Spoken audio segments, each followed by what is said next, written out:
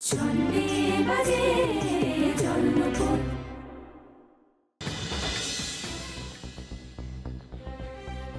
তো আমার তো হ্যাঁ গো, বৌদি কোথায় এখন? এখন এখন কেমন কেমন আছে বলতো? না, তার আগে জানা দরকার, মানে কতটা ক্ষতি হয়েছে।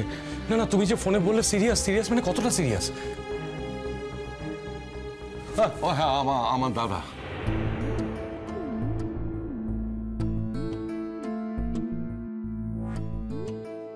দাদা? হ্যাঁ, যিনি বিলেতে থাকতেন।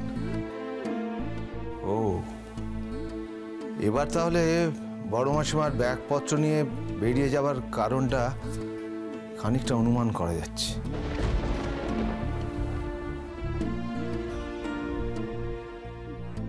তো আমরা এখন এসব কথার মধ্যে যেতে চাইছি না। হ্যাঁ, এক্স্যাক্টলি, আমিও সেটা চাইছি না।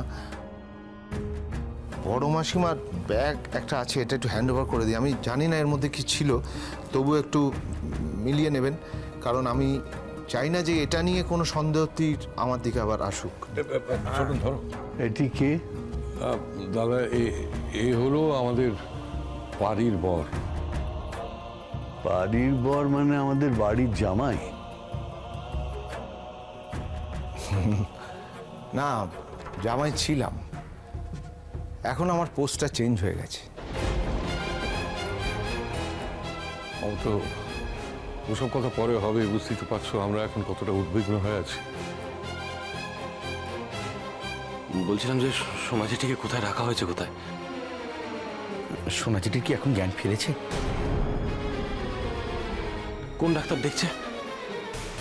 আসলে এই হসপিটালটা মানে সেরকম আহামরি কিছু, মানে ভালো কিছু দেখছি না আর কি। মানে আমার সোনা চিঠি এরকম একটা জায়গায়।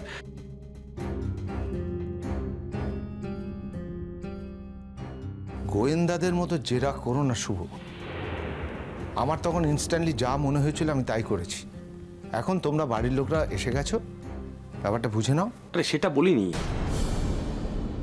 ডক্টর দিব্যেন্দু ঘোষ দেখছেন, আর এখন যা স্ট্যাটাস তাতে ওনার একটু আগে জ্ঞান ফিরেছে।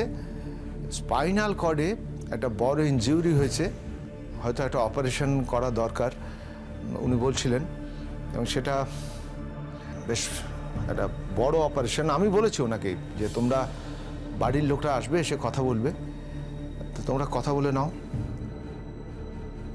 তাছাড়া বোধহয় তোমাদের ওই সইটই, মানে যেহেতু একটা মেজর অপারেশন, সইটই করার ব্যাপারও আছে।